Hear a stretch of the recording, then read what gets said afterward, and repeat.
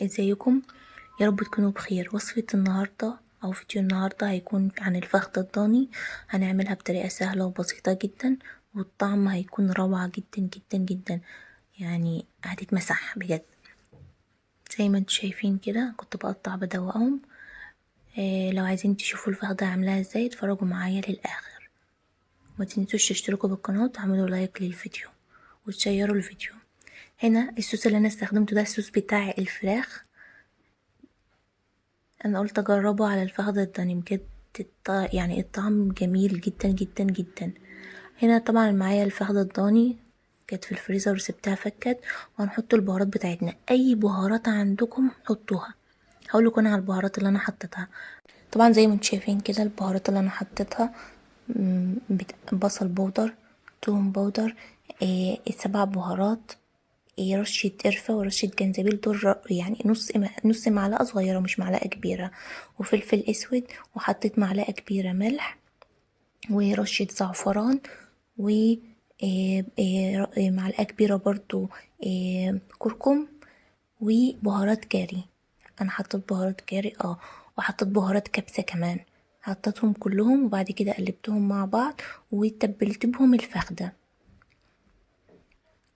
زي ما انتوا هتشوفوا كده الفخدة بعد كده مسكتها، طبعا غسلنا ومنضفينها وكل حاجة، وقعدت اعمل فيها فتحات بالسكينة وادخل في قلبها التتبيلة اللي انا عاملاها دي. بعد كده نحط عليها الصوص اللي هو بتاع التتبيلة بتاعت الفراخ. انا هنا عملت فتحات وهدخل فيها التتبيلة البهارات اللي انا عاملاها. وما تنسوش تشتركوا بالقناة وتعملوا لايك للفيديو وتشيروا الفيديو واكتبوا لي كومنت يفرحني.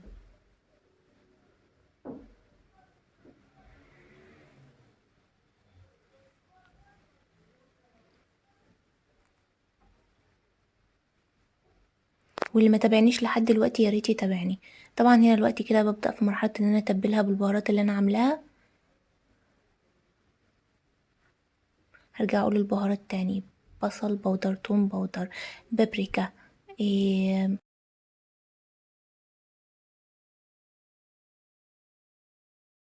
طبعا نتبل اللحمة كويس جدا وندخل البهارات في الفتحات اللي احنا عاملينها.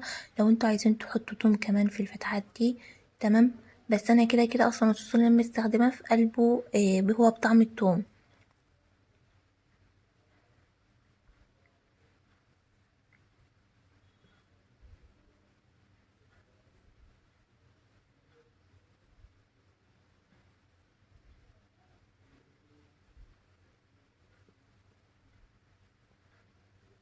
طبعا زي ما انتوا شايفين كده احنا تبلنا الجهة دي كويس جدا. هنقلب برضو الفخدة ونتبل الجهة التانية نفسها زي ما احنا عملنا هنا. هنعمل فتحات الجهة التانية وادخل فيها البهارات بتاعتنا.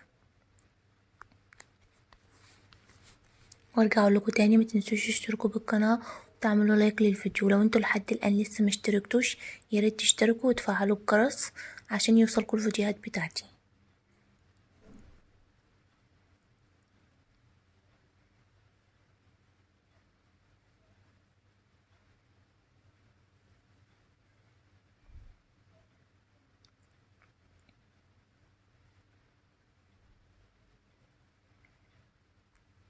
طبعا مش هحط، يعني هحط الصوص على الجهه دي ومش هقلب الفخده.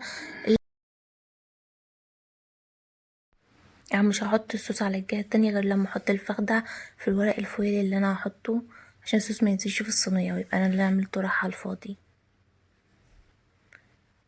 هنا طبعا برضو بدخل الصوص في قلب اللحمه الفتحات اللي انا عاملاها عشان تتبهر كويس.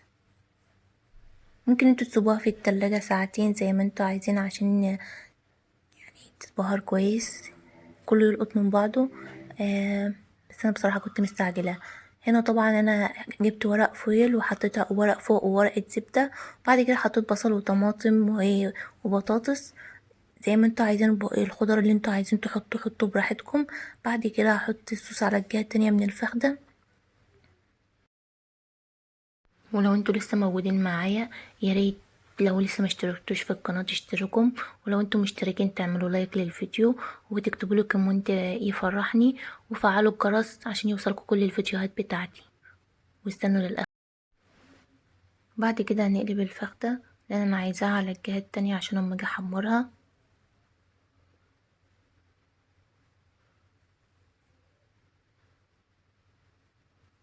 انتوا شايفين شكلها عامل ازاي؟ بجد كانت ريحتها قلب المطبخ بجد. يعني من اول ما بدأت تستوي الريحة بتاعتها طلعت. هحط عليها بعد كده ورقة زبدة عشان ما ينفعش الفويل يتلمس مع اللحمة، واقفلها كويس جدا جدا جدا عشان السوائل اللي هتنزل منها ما تخرج شوية، تقعد فترة طويلة في السواء، تستوى بالسوائل بتاعتها. وغير كده لو السوائل بتاعتها نزلت على الصاجة بتاعة الفرن هتتحرق هتتعبك انتي، فنقفلها كويس يا جماعة.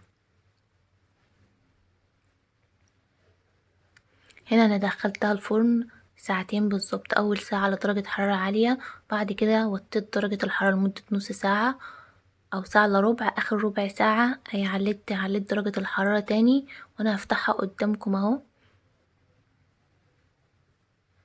هي كانت طالعة من العظم بتاعها بجد.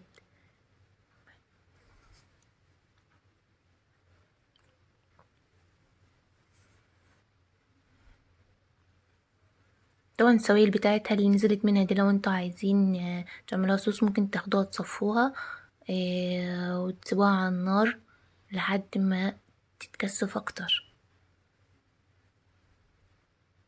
انتوا شايفين الحلاوة؟ يعني بجد خلاص هي بتقول ارحميني كفاية عليا كده. انا طبعا بقى هتني الورق ده كله عشان احطها تحت الشواية تتحمر. وبعد كده جبت فحماية وحطيتها فيها، قفلت عليها تاني وسيبوها. سبت الفحمية فيها 5 دقايق، طعمها جنان بجد. وانا كنت مجهزة اصلا زي ما انتم شايفين كده، دي بعد ما طلعتها من تحت الشواية وحطيت تحتها رز بسمتي انا كنت يعني عاملاه قبل كده، وهحط لكم برضو طريقته في صندوق الوصف بتاع الفيديو ده. ودي طبعا الخضار اللي كان تحتها. انتوا شايفين الحلاوة عاملة ازاي بجد؟